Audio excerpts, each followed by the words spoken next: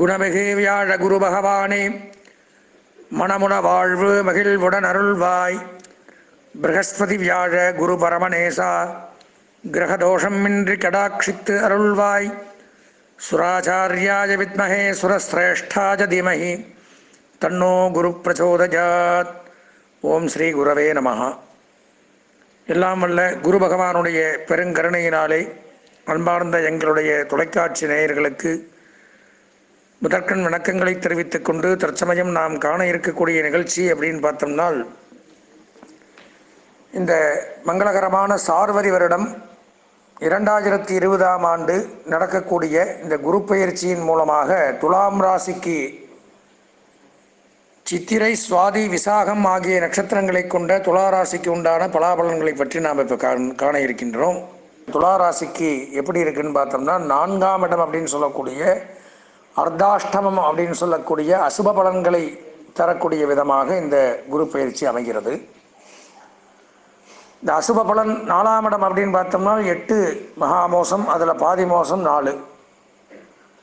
இந்த 4ஆம் இடத்து பலாபலன்களை பற்றி இந்த 18 சித்தர்களில் ஒருவரான புலிப்பாணி சித்தர் அப்படிங்கிறவர் 2000-3000 ஆண்டுகளுக்கு முன்பாகவே இந்த கிரகங்களுடைய அமைப்புகளை பற்றி பாடல்களாக நமக்கெல்லாம் தந்துவிட்டு சென்றிருக்கிறார். அதனுடைய அடிப்படையில் இந்த 4ஆம் இடத்துல துலா ராசிக்கு குரு வரும் பொழுது என்னென்ன பலன்கள் வருது என்பதை சற்று விரிவாக காண்போம்.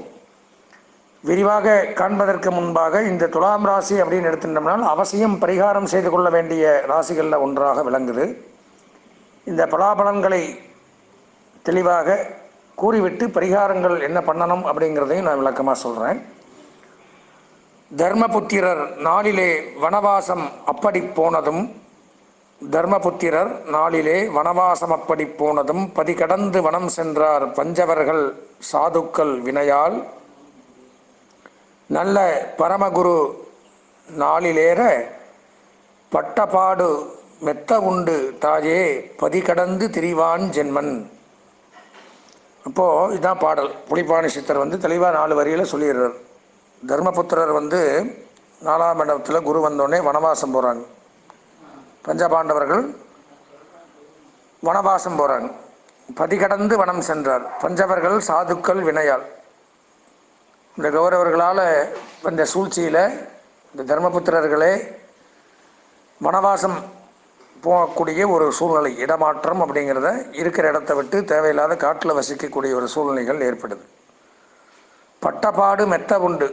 4 குரு வந்தால் பட்ட பாடு மெத்தனை நிறைய படாத பாடு அவஸ்தைகள் பட வேண்டிய ஒரு சூழ்நிலை அப்படிங்கிறது ஏற்படுமா. பதிகடைந்து திரிவான், இருக்கிற இடத்த விட்டு எங்கே போகிறதுன்னு தெரியாமல் அலைவானான் அந்த 4ஆம் இடத்துல குரு வரும் பொழுது. அப்பேற்பட்ட ஒரு சூழ்நிலையாகப்பட்டது இந்த துலாம் ராசிக்கு ஏற்படுது.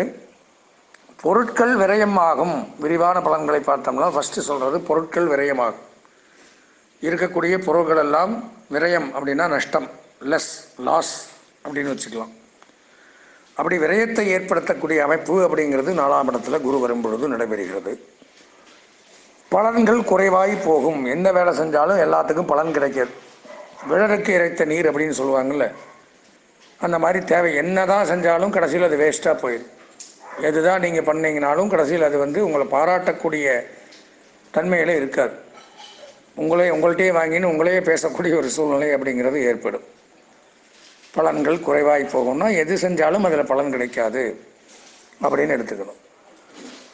பந்து ஜனங்கள் மூலமாக அநேக விதமான கஷ்டங்கள் உண்டாகும். சொந்த பந்தங்கள்னால ஏகப்பட்ட குடைச்சல்கள். ஒவ்வொரு பக்கமும் ஒவ்வொருத்த மூலமாக பிரச்சனை, ஒவ்வொருத்த மூலமாக சண்டை, எங்கே போகிறதுன்னு தெரியாது. அதான் பதிகடைந்து திரிவான் ஜென்மன். இங்கே போனால் அவன் திட்டுவான், அங்கே போனால் இவன் திட்டுவான். அந்த மாதிரி பலவிதமான அலைக்கழிச்சல், மனவேதனை, சங்கடங்கள், சொந்த பந்தங்களோட விரோதங்கள், மனஸ்தாபங்கள், இந்த மாதிரி ஒரு சூழ்நிலைகள்லாம் ஏற்படும். இடம் விட்டு இடம் மாறுதல். இருக்கிற இடத்த விட்டு வேறு இடத்துக்கு போகிறது. இருக்கிற இடத்துல தானே இருக்க முடியும், வேறு இடத்துக்கு எங்கே போக முடியும்? ஆனால் போய்த்தான் ஆகணும். அந்த மாதிரி ஒரு சூழ்நிலை அப்படிங்கிறது உண்டாகும். நாற்கால் பிராணிகள் மூலமாக துன்பம். நாற்கால் பிராணிகள்லாம் என்ன? நாய் கடிக்கிறது, பூனை கடிக்கிறது, பசுமாடு முட்டுறது, இந்த மாதிரி இதெல்லாம் ஏற்படும். அதனால் ஜாக்கிரதையாக இருக்கணும். நாற்கால் பிராணிகள் அல்லது நம்ம அதை வளர்த்தின்னு வந்தோம்னா அதுக்கு மூலமாக நமக்கு மன கஷ்டம், அதுக்கு உடல்நிலை பாதிக்கும். அதன் மூலமாக சங்கடங்கள் இதெல்லாம் ஏற்படக்கூடிய அமைப்பு அப்படிங்கிறது. பயம் உண்டாகும், அதன் மூலமாக பயந்துப்போம், அந்த மாதிரி உண்டாகும்.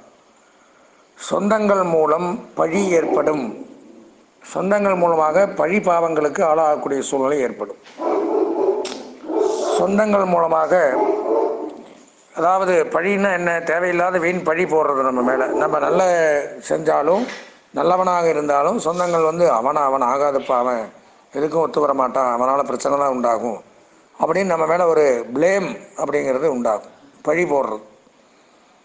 நல்லதே பண்ணாலும் நமக்கு ஏற்படக்கூடிய ஒரு அவங்க மூலமாக நன்மைன்னு பார்த்தா அது பழி தான் உண்டாகும்.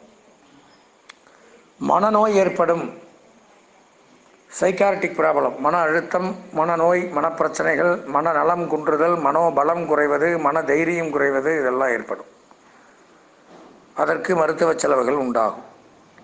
பதவி பறிபோகும், ஏதாவது பதவியில் இருந்தோம்னா, உத்தியோகம் பார்த்துட்டு இருந்தோம்னா அந்த பதவி அப்படிங்கிறது நம்மளை விட்டு பறி போயிடும். இப்படி மனநோய் வந்தால் எப்படி பதவி பார்க்க முடியும், நீங்களே யோசிச்சு பாருங்கள். இப்போ மனநோய் வந்துருச்சுன்னா பதவி பறிபோகும், தொழில் நஷ்டம், உத்தியோக நஷ்டம், தொழில் நஷ்டம், வியாபார நஷ்டம், இதெல்லாம் ஏற்படும். சந்தோஷம் இல்லாமை, மனதில் சந்தோஷம் இல்லாமல் இருக்கும், எப்போவுமே கவலையாகவே இருக்கிறது. எதை பண்ணாலும் சாப்பிட்டு என்னடா பண்ண போகிறோம், தூங்கி என்னடா பண்ண போகிறோம், இப்படி எது எடுத்தாலும் எதுலேயுமே ஒரு மகிழ்ச்சிகரமான நிகழ்ச்சியில் கலந்து கொள்ளக்கு மனது ஈடுபாடு அப்படிங்கிறது வராது. சந்தோஷங்கள் குறையும். குரு பலன் இல்லாத காலம் இது அப்படிங்கிறார். 4ஆம் இடத்தில் இருக்கும் பொழுது குரு பலன் இருக்காது. திருமண விஷயத்தை பற்றி பேசவே கூடாது. இந்த வருஷம் திருமணத்தை பற்றி பேச்சே எடுக்கக்கூடாது, எடுத்தால் பிரச்சனை தான். திருமணமான தம்பதிகளுமே பிரச்சனைகளுக்கு ஆளாகக்கூடிய சூழ்நிலை ஏற்படும், திருமண தடை ஏற்படும். சுகம் வெகுவாக குறையும். சந்தோஷம், சுகம், நல்ல நேரத்துக்கு சாப்பாடு, நேரத்துக்கு தூக்கம், சுகமாக வாழ்கிறது, இதெல்லாமே குறைந்து சுகவீனம் அப்படின்னு சொல்லக்கூடிய அசௌக்கியங்கள் ஏற்படும். இனஜன பந்துக்கள் விரோதம் வரும். நம்ம இனம், நம்ம இனத்தை சார்ந்தவர்கள், ஜனங்கள், வெளியில் இருக்கக்கூடிய பந்து ஜனங்கள், பொதுவான மக்கள், இவர்கள்ட்ட எல்லாமே விரோதம், வம்பு வழக்குகள் ஏற்படக்கூடிய அமைப்பு உண்டாகும். பூமி, சொத்து, இதில் எல்லாம் போதிய வருவாய் வராது.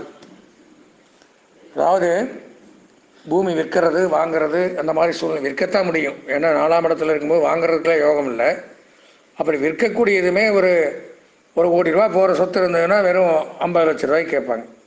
போதிய வருமானம் அதுலேயும் கிடைக்காது. பூமி விரயம், அதில் போதிய வருவாய் அப்படிங்கிறத எதிர்பார்க்க முடியாது. வாகன வகையில் செலவுகள் அதிகரிக்கும். வண்டி வாகனங்கள்லாம் வச்சுருந்தோம்னா அதுவும் செலவு கொடுக்கும், விபத்துக்கள் ஏற்படும், செலவு உண்டாகும், இந்த மாதிரி தொல்லைகள் ஏற்படுத்தும்.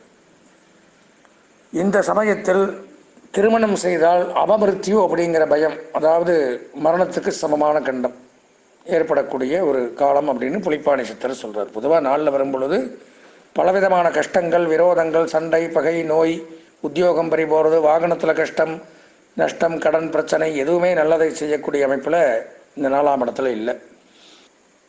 இந்த வாரம் தோறும் இந்த ஒரு வருட காலத்திற்கு வியாழக்கிழமை என்று ஆலயத்திற்கு சென்று குரு பகவானை பிரார்த்தனை செய்து முல்லை மலர்களால் அர்ச்சனை செய்து 4 ஏழை எளியவர்களுக்கு சுண்டல் தானம், வஸ்திர தானம், பொன் தானம், இதெல்லாம் பண்ணின்னு வந்தால் இந்த வருஷத்தில் இருக்கக்கூடிய கடுமையான தோஷங்கள் விலகும்.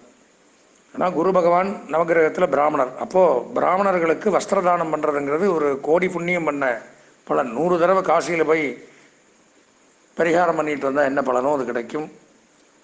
1 கோடி தடவை தாயாரை பிரதட்சணம் பண்ணி வந்தால் என்ன பலனோ அது கிடைக்கும். ஒரு பிராமணனுக்கு வேஷ்டி துண்டு வாங்கி கொடுத்தா அவ்வளோ பலன்கள் கிடைக்கும் சாஸ்திரம். நான் வஸ்திரம், தட்சிணை, தாம்பூலம் சொல்லுவாங்க. இந்த மாதிரி பண்ணின்னு வரலாம். குரு பகவானுடைய தோஷங்களிலிருந்து விடுபட்டு எங்களுடைய நேயர்கள், இதை கேட்கக்கூடிய அன்பர்கள் வாழ்வாங்கு வாழ வேண்டும் என்று மனதார ஆசீர்வதித்து வாழ்த்தி விடைபெறுகின்றேன். நன்றி, வணக்கம்.